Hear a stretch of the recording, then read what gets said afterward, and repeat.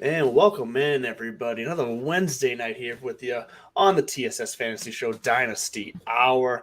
I know we're looking a little slim as far as the people on screen right now, but Jagger May will be joining us again next week. He's taking a week off. Celebrations are ensuing. I'm sure we'll get some stories back from that. And Justin Herrera, Fantasy Jesus himself, will be joining us here shortly. But forget the people who aren't here. Chuck Bass, how is it going? It is going absolutely great. I am putting on a brave face for all of the what feels like terrible fantasy news coming down the pipeline. Everybody's pretending that it doesn't mean anything when they're just lying because it means everything. It really does, and we're going to get to some of those big hot topic news stories because it not only affects redraft, it affects dynasty. It affects the NFL in general. So we're going to get to all that. But first and foremost, quick rundown of the announcement here. Dynasty Cup, we mentioned it last week. I think that was the first week we mentioned. But either way, Dynasty Cup still rolling. We just about got it filled up with the experts for our divisions. If we get some more interest, though, we are looking at possibly opening it up to all y'all out there in the public. So keep an eye out for it. If you're interested, show us some interest, and if we gauge enough of that, we may go ahead and open that up. So keep an eye out on the Dynasty Hour Twitter handle at Dynasty Hour, and we'll have more of that coming out especially as we schedule the drafts. We'll keep you all in the loop as about how those startup drafts are going. But what do you say we get right into the news that you've already aforementioned there, Chuck?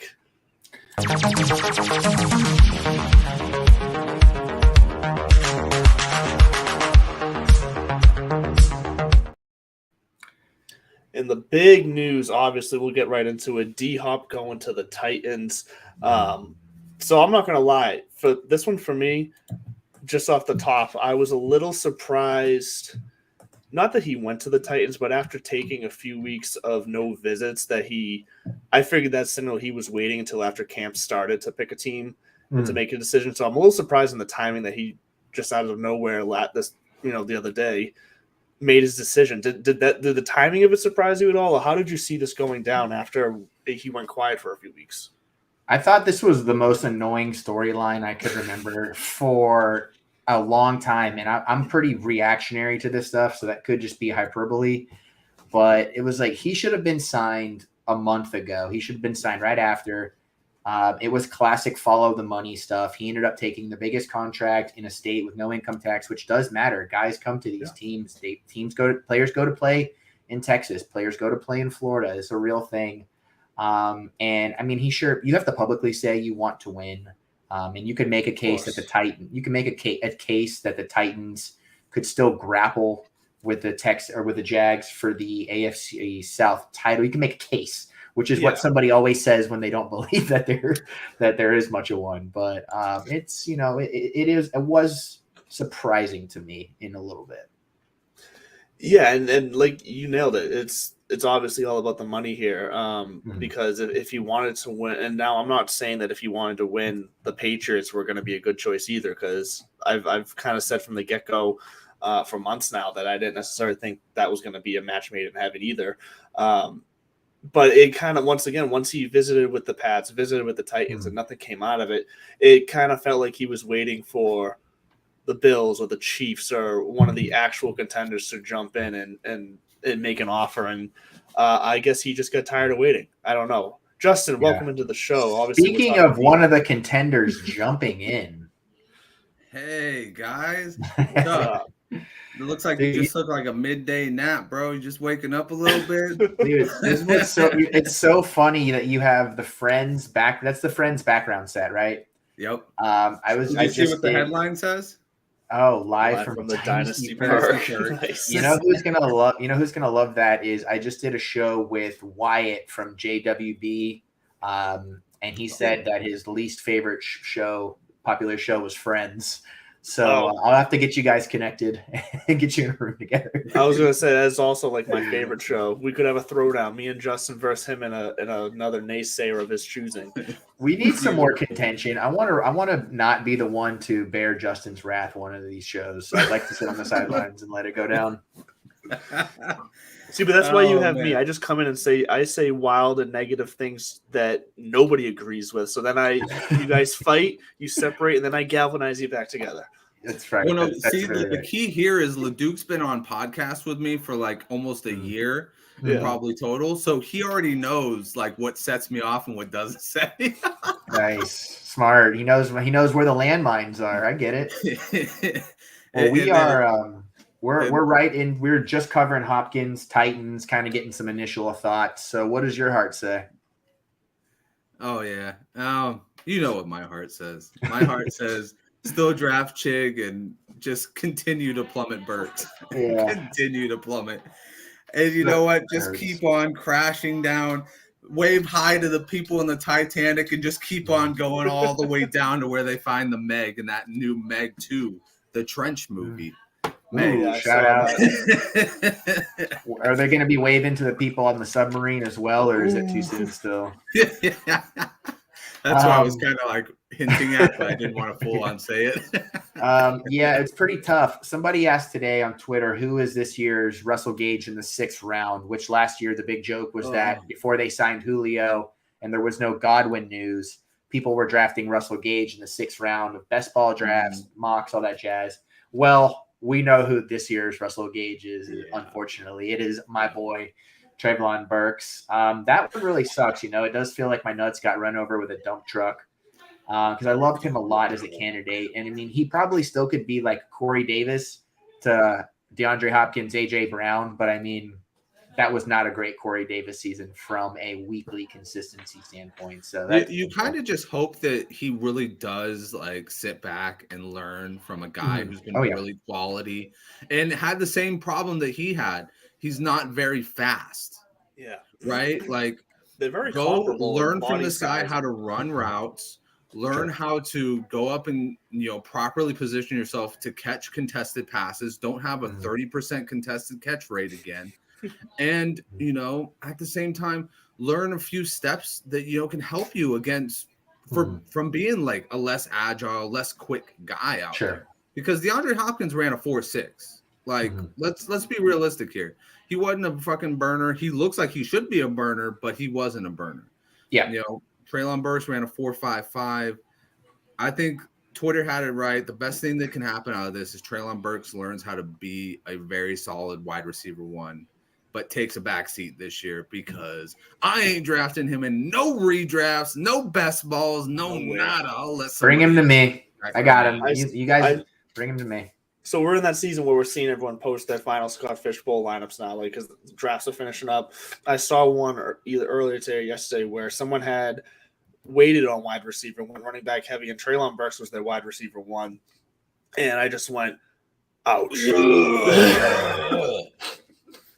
That was bad before the D-Hop news, and then the D-Hop news comes, and that's just not gonna feel good for that guy. Well, yeah, it's gonna be. This is like as far as like we're in the dynasty hour, right? This is probably good for him in a dynasty perspective, in the terms of he's probably going to get his ability to develop as a wide receiver long term will probably raise. He won't be thrown into the fire quite as much, which is not what you want to say about a first round pick, but we are talking about a Hall of Fame talent in DeAndre Hopkins. Yeah. And this was nice too. Like, what do you guys think about the fit for Hopkins? I didn't think there were many teams that he could have gone to where I would have viewed him any differently than I did last year, other than maybe like the Bills. I'm pretty high on him still. What do you guys think? I'll let you go, Andrew.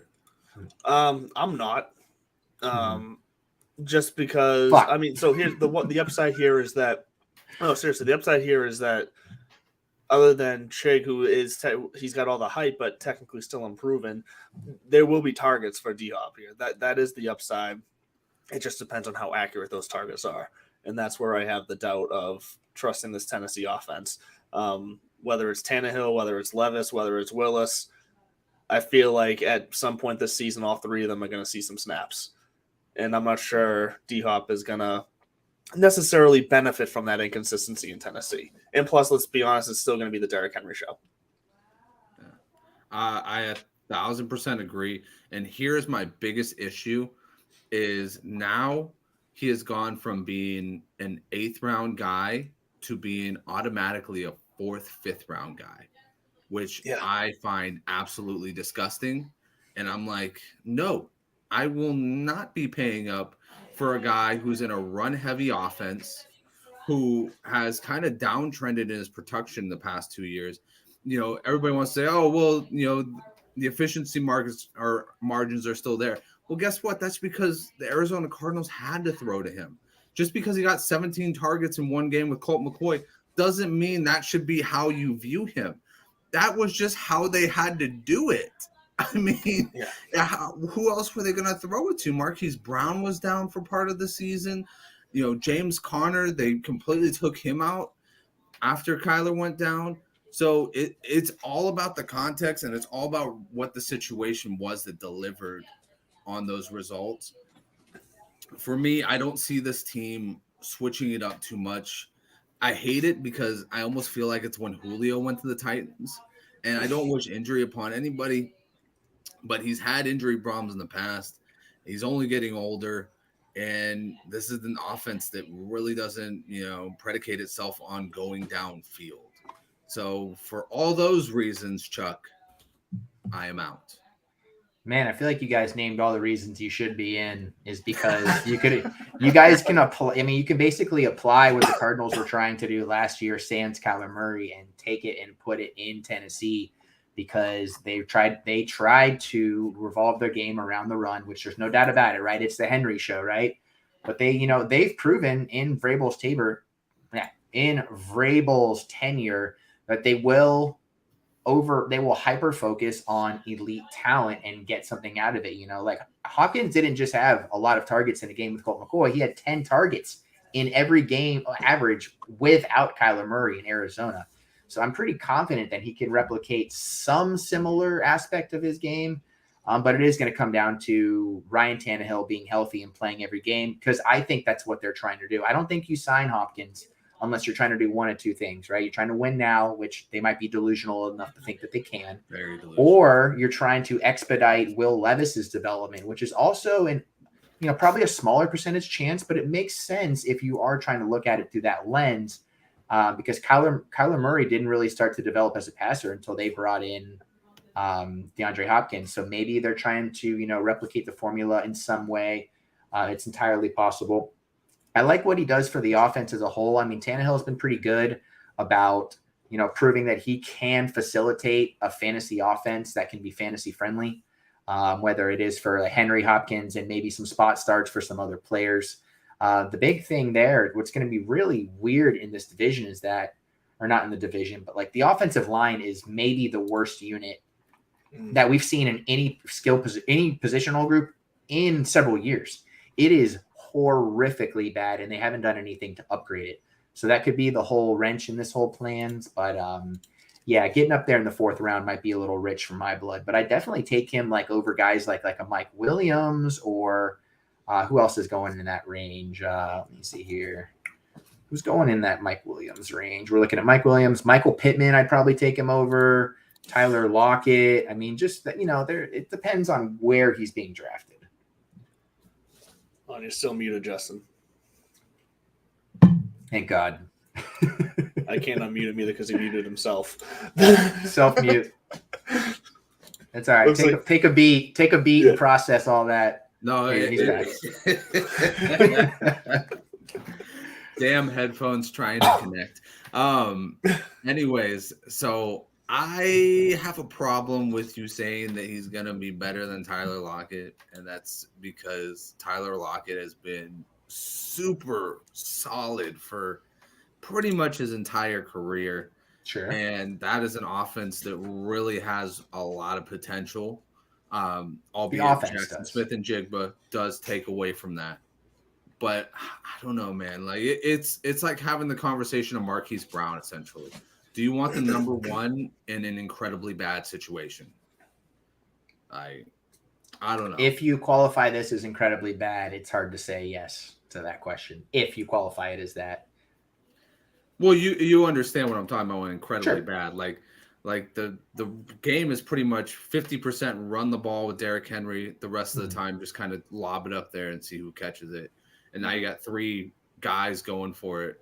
And, D-Hop, Chig, Burks, and then sprinkle in a little bit of whoever else you want to put in there. Kyle Phillips, Nick Akina, Westbrook, whoever else you want to throw targets to. It's just one of those things where it's kind of like looking at the Ravens offense. When's the last time we've really had a successful, receiver from the Ravens offense, at least fantasy-wise? It's Marquise Brown, if you want to call that successful. Yeah. Look, my biggest concern is if it is Tannehill as the starter for the majority of the season, I think that's actually lower for D-Hop's ceiling than if they did bring in a Will Levis. Because what I saw out of Tannehill last year, and I know he was off and on injured, but what I saw when he was playing, it just looked like his arm was about damn near dead.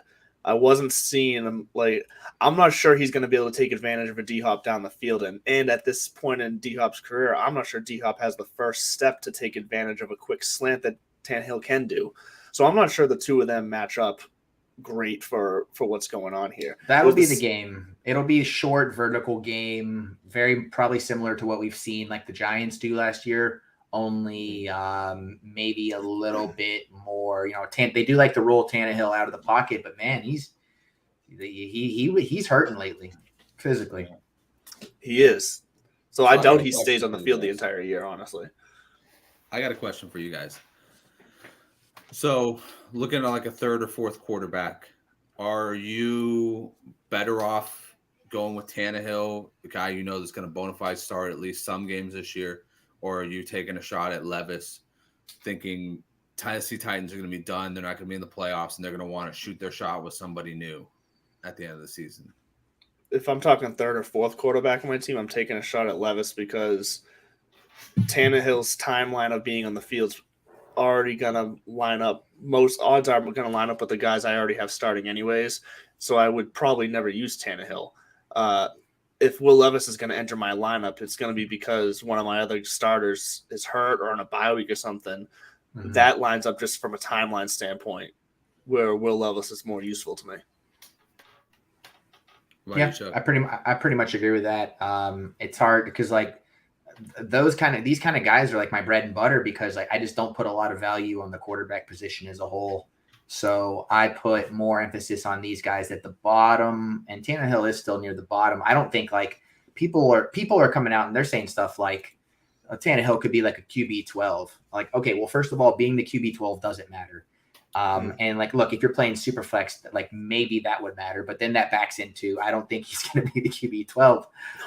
He might be closer to that QB 17, 18-ish range, which, the point per game differential isn't as different, but you start losing those spike weeks that you want out of somebody from there. So it's not ideal. So here's where I am on Tannehill. And I'm going to bring it back to my home team here just because I brought this up last week. And I see and only because I brought up Mac Jones last week. And as long as you don't say America's team, I'm pretty sick and tired of hearing. Yeah, no, I'm not going to say that. No, we'll leave that to Coop. Love you, Jason. But look, I think Mac Jones finishes higher than Tannehill this year. I just do. I see Tannehill being overvalued and Mac Jones being undervalued in drafts right now. I see Mac Jones finishing top 20 and Tannehill being closer to that 23-24 range. I think Tannehill has a good chance to finish QB 34. God, so specific. Behind who? Trey Lance and Jacoby Brissett? Behind Kyle Trask and Will Levis. Oh, God. Why do you do this to me? You see the jerseys hanging in the background. You can't, is it necessary? I don't know. I thought Baker Mayfield was going to lead you guys to I don't know what victories a this year. Dynasty Hour podcast is if I don't throw at least one little. I know, right? My buddy. Oh, yeah. Well, Daddy's gone on vacation right now, so we can get these little redrafties in. This is true.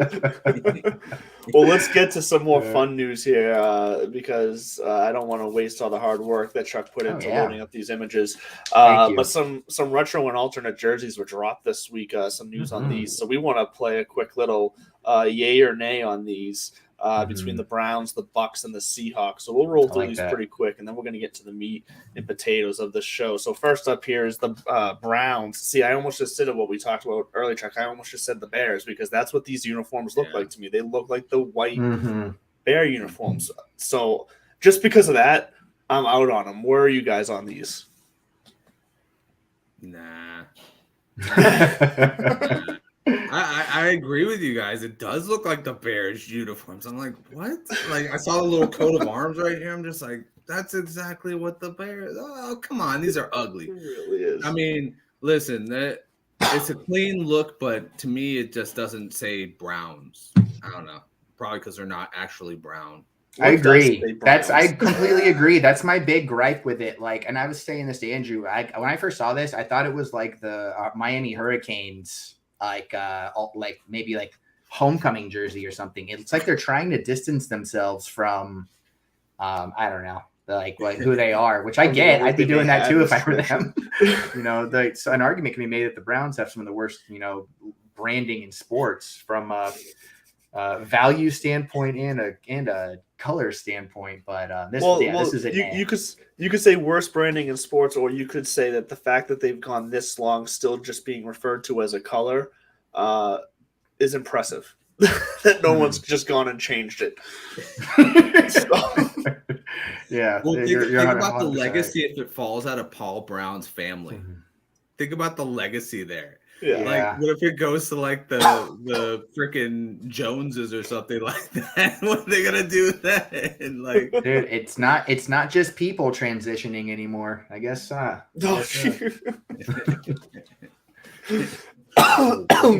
right along in the transition realm here. I'm gonna move to. I'm a big fan of these ones here. Geno Smith hanging out in the throwback Seahawks jerseys. I'm giving this an A++. Love it. Big wear them all season long for all I care, home and away. Go for it. Where are you guys? You want to go, Chuck? This is like a Kanye yay. This is big time premium. I love this. This picture, like if you told me this picture was taken from like 1971, I would absolutely believe it. That is such a pretty cut. They're doing great, and they need it up there in Seattle too. They need a look because I don't love their jerseys; they're regular jerseys. So to see them kind of take a swing here and pump some juice back in, I like. When they had those neon greens that you could literally take to a bowling alley on like a Friday night, and the lights are out, and you'd see every one of them. Those freaking annoyed the shit out of me. These ones I love because one of my favorite memories was getting a Steve Largent jersey, and I know I'm a 49ers fan talking about the Seahawks players. Yuck. But one of my favorite jerseys was this Steve Largent jersey. I don't know. I saw it like a freaking Ross, and I was just like, that's really freaking cool, and I bought it. So, yeah. Do you think that this is an attempt for the Seahawks to distance themselves between being the organization that was selling large beers and medium beers for different prices, but giving people the same amount of liquid, actually? Oh, 1,000%. This is totally a throwback to the good old times. They're like, no, guys, stop by the stadium again. It's the good old days when we actually poured beers the right way. Come on back. Don't worry, I covered up that hole. Don't worry. I will never go to that stadium now for beer. But what fast food chain or whatever doesn't do that? I mean, you Dunkin' Donuts, McDonald's, you do those tests. It's pretty much that. It's just like that industry. Andrew, I'm not talking about my $1 Coke. I'm talking about my $9 to $10. Yeah, it was a fair. That's a very good point. It was a $7.50 for a medium, and then like $8 or like $9.25 or something for a large, and they were both 20 ounces. Yeah. What a bargain! You know what beers are at Fenway? I know it's different sports. Fenway Park. Went there for a concert recently. They're like $14. for a beer. What? It's ridiculous. $14. Jesus. What is that? That's why I go to more minor league games than I do major league games. Fair enough. All right, let's hit a home run here. Let's hit a home run, and we'll just let Chuck run with this. We'll even we'll let him have his moment where he just leans back and lets his eyes roll back in his head. The Tampa Bay Bucks creamsicle back. That is so good looking. It's unbelievable. Hey, Chuck, although you alluded earlier to this goes back to when they were not very good, so it's also a little hard. Yeah, see, these jerseys brought me a tremendous amount of pain and suffering. I would have given anything for an overpriced beer at the time when these guys were rolling these out, but and we're probably coming back to that within a few months here. So anything to distract us, pretty colors, bright lights, we'll take it all. Chuck's got an all-stat back there, and what's the other jersey in the pewter? That is Vincent Jackson, well-renowned Vincent Jackson. Not San Diego Chargers Vincent Jackson, like some knuckleheads like to remember. Tampa Bay Buccaneers Vincent Jackson, R.I.P. Gone too soon. That's a great jersey to have right there. Yeah, you don't see that often. Love that. I love that you have that. Have you ever been on the ship? I have been on the ship, but it was so lame. It was like high school. It was like they took all the high schoolers from the Bay Area in for the day, and everybody got to go take pictures and stuff. It's like cutthroat at the games. Like you ain't getting up there. Yeah, so like, is the ship itself lame, or was it just the specific experience way you experienced it? Yeah, did they fire the cannons for you? My specific experience was lame, and I was like a high schooler on a field trip, so I was just trying to look at skirts and stuff. I wasn't like I don't need the history lesson of the Tampa Bay Buccaneers like ship. I'm just trying to chase pretty girls. Yeah. Nice. Real fast before he's like it only started about 5 years before I came here. They are the bomb. They are the bomb. Before we hit our commercial break, let's hit these comments. I'm pretty sure Facebook user is Philanders again. He popped up on, or I should say, Facebook user popped up on the Divots and Pivots show last night. And was very quick to tell us. That's just a great name, even if it's not like Facebook user. I like it. I know, right? That's my profile name. Coop did show up here for a second. He missed our comment about him earlier, so too bad. Checking in. Facebook usually comes back again. Those helmets are sexy. Nice. Jamie's popping back. Oh, do we have to throw that back up for Jamie? Should we throw the Browns one back up? Oh, is that the one? Let's There you go, Jamie. Yeah. There you go, Jamie. A little. Oh, yeah, I see the profile picture now. Yep. We're doing some jerseys love right now. Would love to know what anyone else thinks about that Browns one while we're moving along. Yes. We'll get your comments in. We'll check back in. We'll see if there's any new ones to get to. But real fast, we're going to take a quick break here from Underdog Fantasy, and then we will be right back. Jamie thinks they're fire. So good thing you didn't see us live because we did not agree. We will be right back after we get from Underdog Fantasy. Stick around. Sorry. Fantasy Sports Corp and Underdog Fantasy have teamed up to start your fantasy season off in the win column with Best Ball. What is Best Ball? It's quite simply the easiest way to win. No team management, no trades, no waivers. It's their biggest contest ever and it has only gotten bigger. You simply have to sit and win. You don't even have to set your lineup. Always get your best score every week. Just enter a contest, draft your team, and Underdog will do the rest. What could make this even better? How about free money, up to $100 using our exclusive promo code? Go online now and use the promo code TSS Dynasty to double your deposit up to $100. You tell them Gingerbread sent you. Good girl.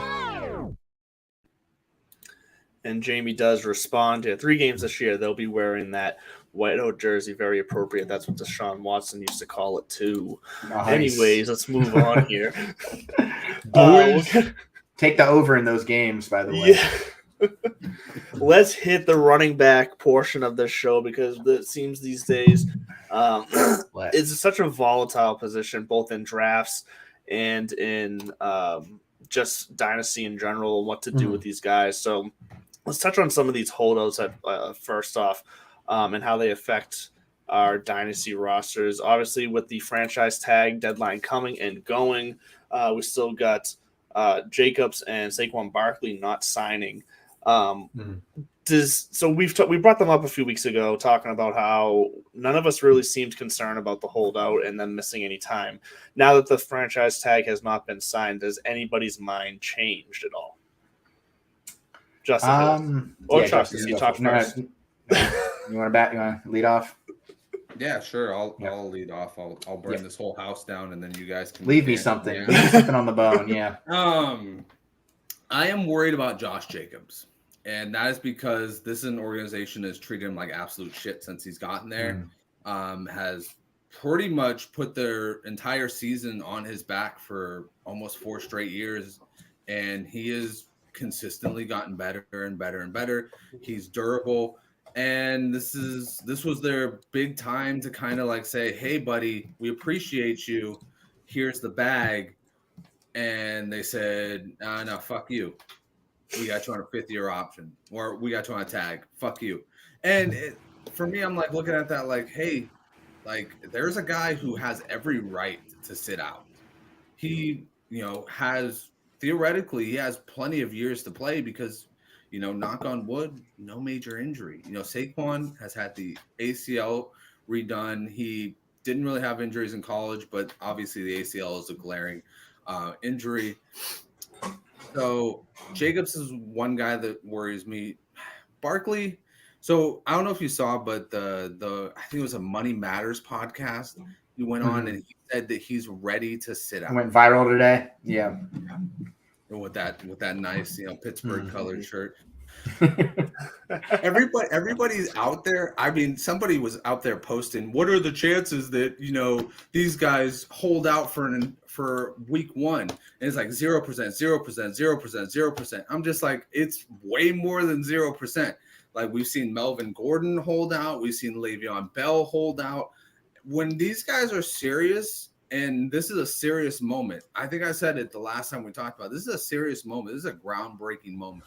These are the guys that could really help reset that running back market. And if they just decide, fuck you to the teams, you got to reset without us. And these teams, especially the Giants, find out their entire offense ran through this running back.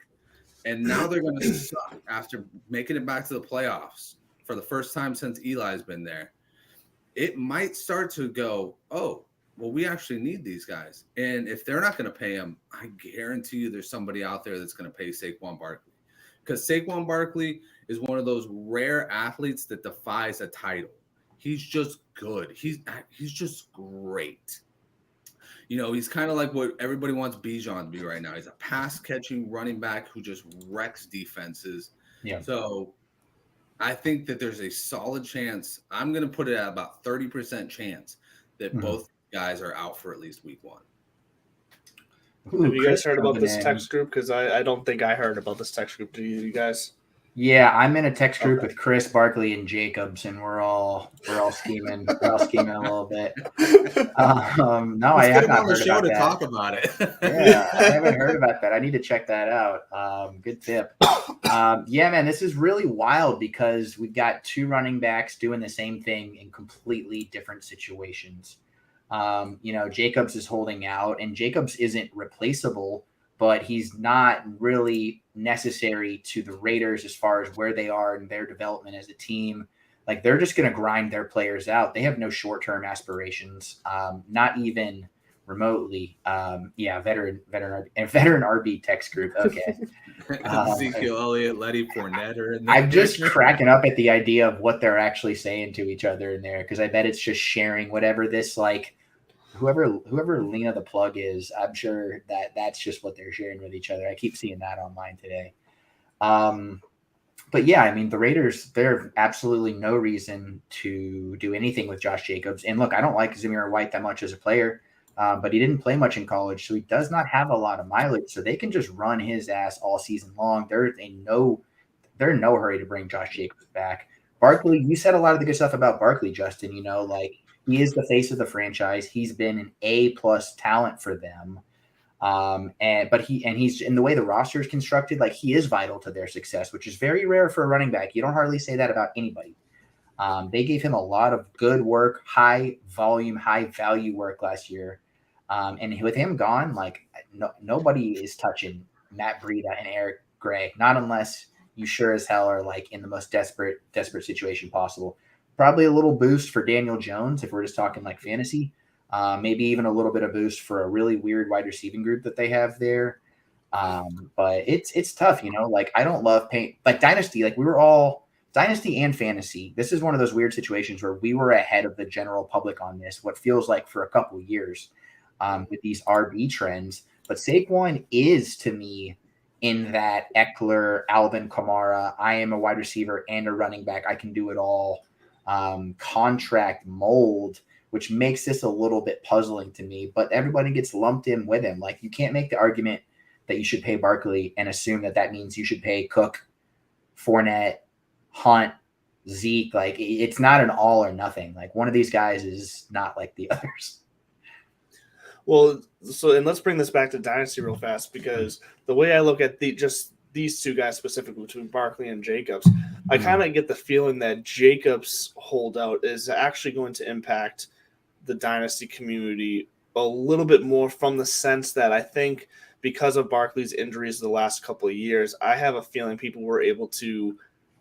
there were more opportunities for Barkley to be bought off the market for undervalue compared to what he is now, compared to Jacobs, who just, who's been good in the past, but then really exploded this last year as a pass catcher too. I feel like coming off this last year, a nice healthy season for Jacobs, people might have overpaid, if anything, when it comes to Jacobs. And now to right away after overpaying for him, he's going to hold out. I think that's going to be a bit more devastating to some of these Dynasty teams than Barkley holding out, even though that will also probably cripple a team. That's a really good point, because this is submarining win now teams. These were two of the most traded players over the last 2 years because of the injuries and because of the regime changes and all kinds of stuff that you can point to. They've been getting tossed around like hotcakes. So it is wild. And this is like the microcosm on the RB position, right? Like, and that's what we're going to talk about a little bit further. If Kenny Golladay wasn't making all Saquon's money, we probably aren't even having this conversation. Kenny Golladay. That was a really loud cough. Sorry, that's I still can't believe they did that. Yeah.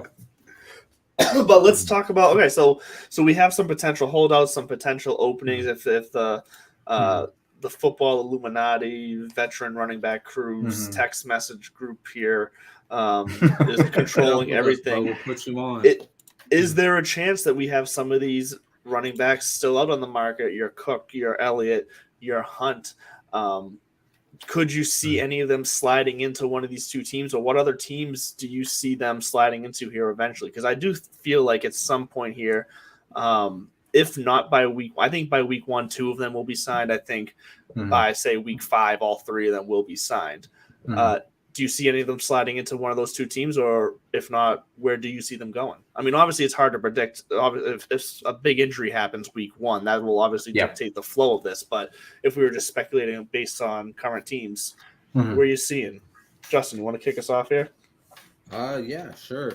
I don't know if I see anybody other than Kareem Hunt garnering interest from somebody like the Raiders or the Giants. I mean, Lenny Fournette, he's good in pass pro, but he's very unreliable as far as his fitness goes. And I did forget him. He just had an interview with the Patriots. Everybody's freaking out over this. I'm like the one that's not freaking out over this. I'm like, they'll probably sign Darrell Henderson and just say, yes, he's all right, cool. Walks out the door, you know what I mean? But, for Ezekiel Elliott, his time as a number 1 is really over. You need to kind of find somebody who needs that goal line back. Like, he's perfect in Buffalo. I don't know why Buffalo has not just reached out to him on like a 1 year, $1 million with incentives deal. Because I can tell you why. Unless they believe in James Cook and Damian Harris as that goal line back. Yeah, they've got and Latavius Murray is actually who I would even put at the front of that. Like Latavius Murray there too. Latavius Murray is having the career that I think is maybe not the blueprint, because he was not as talented as these guys, but what he's honed his skill set on and being and finding teams and being valuable to teams who don't possess that. I think would be a good route for some of these guys to like, especially Zeke. I mean, because Zeke is still just a hair beneath being elite goal line back, like you said. Like that is still his jam. Yeah, I mean, Zeke could easily do what Jamal Williams did last year, and that's steal a bunch of goal line touches from a good running back, and find a slot where maybe somewhere down the line injuries, bring him into a bigger role. But I don't think that's going to be with the Raiders or the Giants. I think the primetime guy there is going to be Kareem Hunt, somebody who can really work in that offense the way that they want to. Somebody who's a pass catcher as well as a solid downhill runner. See, I think a lot of people are looking at Buffalo thinking bringing a running back. I actually, if you really look at their running back room, and Chuck, you alluded to this. It feels like they're going to try to give James Cook a run here as the rookie, but behind him, if he doesn't work out, they do have such a veteran running back group here between Murray and Harris and Nyheim Hines, who I think everyone, including me, sometimes is forgetting he's on that team still now. So I honestly think that they're kind of set as far as their veterans go to really back up James Cook here. DeAndre Hopkins was the play that I thought that if they were going to do anything, that was going to be it. So I really don't see Buffalo signing any of these guys. Chuck, where do you see any of these other guys getting signed to a specific team? No, I don't really, especially the two teams we're talking about, because all these guys came up together. They're all pretty similar in age, and even Barkley was a part of the elite group when these guys were in their primes. And even Jacobs too, 2019, he burst on the scene pretty well as a rookie. So there is camaraderie with these guys, right? So I don't know if I know it's a business, but it does seem like they're using their platform to kind of unite and maybe make a stand. And if that's the case, then I don't see anybody meaningful signing with either team. They'll probably just run out who they got. Especially Brian Daboll's never really valued running back play until he had Saquon Barkley. So I don't see him going back to that. They'll probably sign with these guys will sign with other contenders. Like I bet the Jets with the Breece Hall news, look, people are saying that him going on the physically unable to perform list isn't a big deal. And it does happen more frequently, but it's not what you wanted to see from a guy who is supposed to be making progress. Only we haven't heard about the progress. We've just been told by, people who speculate, whether it's a medical professional online or people who look at track history. We've just been told that Breece Hall should be ready to go. There hasn't really been a lot of indication that we should be happy about his current status. So maybe a Dalvin Cook to the Jets, maybe a Zeke to the Jets. Just depends. I like their running back room already, so it just depends on what they think. Be on the lookout for just some of the other, Super Bowl contenders, like for years, like the Rams were bringing in Sonny Michel's, the Chiefs were bringing in Jerick McKinnon's. Like somebody will sign somebody that's a contender ready to go. Yeah, it's definitely going to happen. And this is as we continue down the running back topic here. Good topic here, because we've alluded to this, I think, last week, even when talking about David Montgomery, that he does seem to be a massive value right now. We referred to him when we were talking about going zero running back, that he's that perfect number 2 running back you can just have fall into your laps. Yeah. And I do agree here, because David Montgomery, we forget he was a running back 1. The problem is that he was a running back 1 on a very similar offense in the Bears to the Detroit Lions that he's on now, and that they're teams that are very willing to use both running backs, and sometimes even more so the set RB2 in key situations. The big difference now is that he is the RB2 in Detroit. And Jahmyr Gibbs has a very specific style of running and kind of skill set. And, I think you nailed it here, Jamie, where Montgomery is – I could see him definitely getting maybe not a ton of yards, but a lot of touchdowns, and being very, very useful and above his like that RB 26 to 30 range, which seems like a steal. Are we in agreement on Montgomery, or are you guys fading Montgomery at all? Not at all. I'm not necessarily fading him, because I do like his value, and I think that Jared Goff is going to regress, and I think the offense as a whole is going to, not be as exciting as people are expecting. Still good, but I don't like the top of the offense as much as I would have with a healthy, ready to go, or not healthy, a non-suspended Jameson Williams. But I think the weird thing about this, and I've really come around on Gibbs because I hated the pick at first. And then I've come around on not the player, the pick. I've come around. I think that these guys actually have overlapping skill sets. And at some point, the Lions are going to wish they had Fields or Gibbs in the game when they have Montgomery in the game. This isn't quite Jamal Swift to where Jamal could crush inside the tackles and Swift was only good in space. Gibbs can do everything and Montgomery can kind of do everything. So it's really just going to come down to what the coaching staff thinks is their best chance to win because they have a lot of pressure on them, I think. Dan Campbell has been there longer than people remember. Jared Goff, they're getting ready to commit to him. They haven't yet, but they're getting ready to. So there's a lot of irons in the fire, and I'm just nervous about how it's going to shake out from a split standpoint. Yeah, and talking about Chicago, where Montgomery come from, that's where Roshan is now. And it's not happening. I'm cutting this up right now. I agree. I agree. I'm not saying that by the end of the season maybe it doesn't happen, but I do agree that Deontay Foreman and Khalil Herbert are going to be the main factors in that backfield. I will say this though, if there's anybody that I'm taking as my handcuff to Khalil Herbert, it's Roshan Johnson. Not Deontay Foreman. That's fair because especially for the value you can get Roshan in drafts right now, he's you can get him at great value as a shot in the dark. So I don't mind that. I'm just not taking him as even a flex starter right now. No, to use a really crappy analogy because it's not exactly 1-to-1, but I'm looking at them like Fields, like 2019. Fields is Lamar, Foreman is Mark Ingram, and Herbert is Gus Edwards. Very similar profiles for all the guys. So if something happens to one of those guys, there is room for Roshan to come up and be a part of the offense because they are implementing some similar stuff, but it's going to take an injury in my mind. No, I agree, but the fact that we have all these questions around which running backs are going to be used more in these offenses, it brings us to the current issue with running backs in the fantasy realm and how do we value them, especially in Dynasty, because we've been alluding to this break in the contracts between teams and running backs right now. Do you see this having a long-term effect? I mean, it's going to have a long-term effect on the NFL, but how much of a long-term effect in Dynasty for the value of these guys do you see this happening? Should we still be taking running backs in the first round? Or is wide receiver reigning all in the first round nowadays? I'll jump on this one. I don't if a Behan or a Gibbs isn't in the draft. I mean, we just looked like what was it? Was it last year that there wasn't a running back taken in the first round? Was it Najee Harris? I'm trying to remember when it was. No, it was last year, right? It was Breece Hall was the first running back taken, and he was taken in the second round, right? Yep. I think we're going to see more of that. And that's to say that I just think the book has been written on what running backs' values are, and there's nothing they can do about it in the short term. The CBA isn't up for a long time.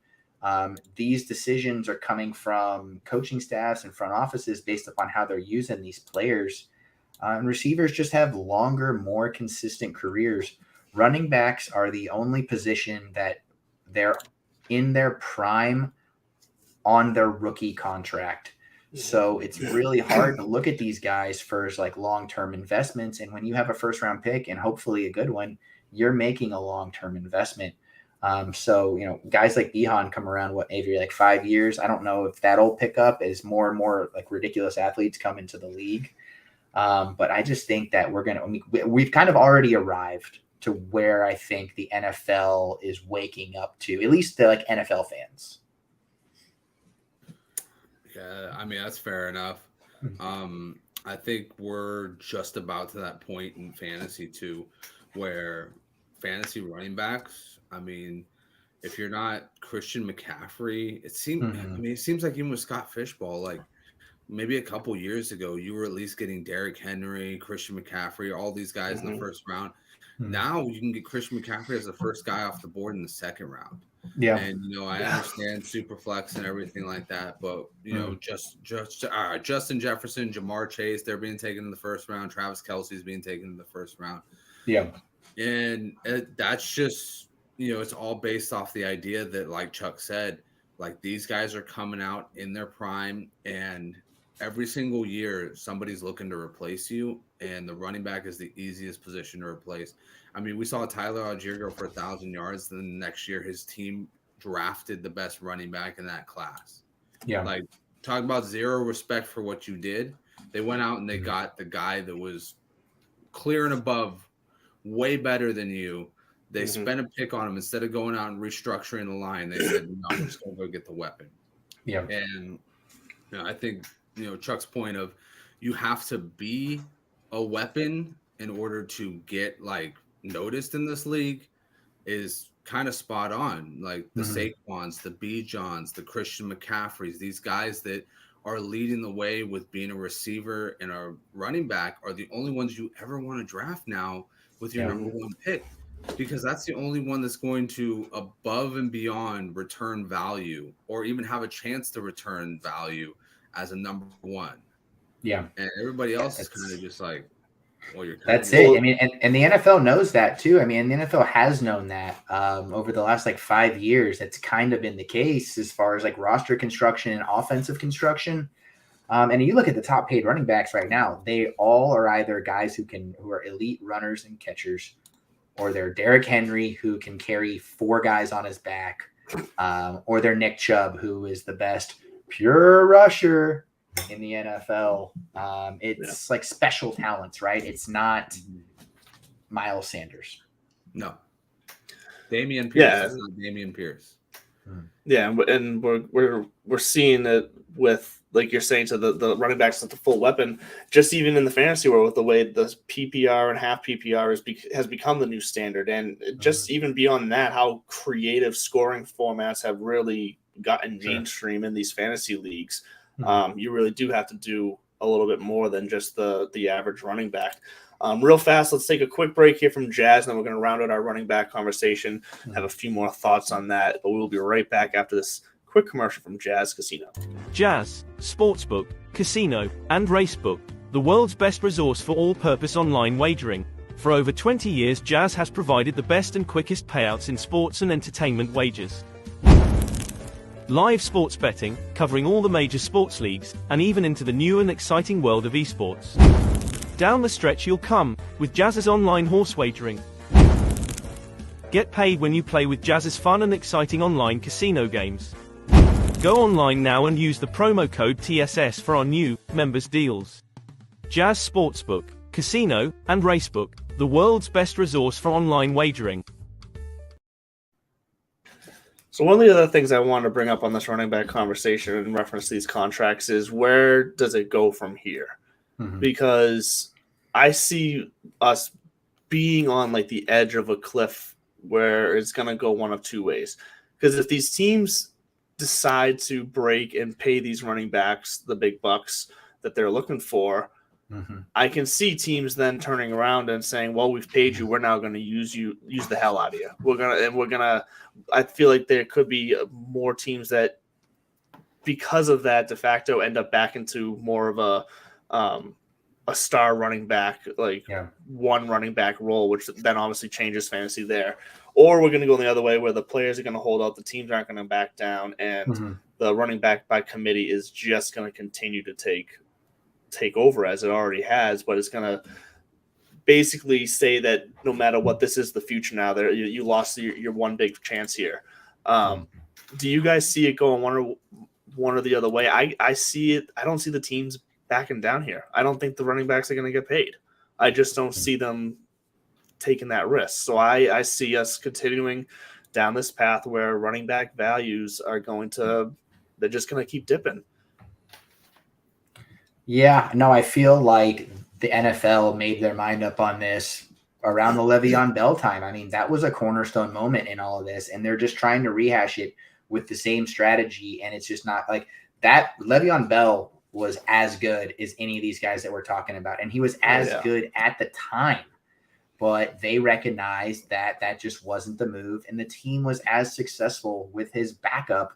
And that was pretty enlightening. Melvin Gordon tried in 2019, and the team was better with his backup with Austin Eckler. And not everybody has an Austin Eckler waiting in the wings, But I mean, this is kind of, we're in chapter 4 or 5 of this saga, as opposed to this maybe being like a ground floor movement.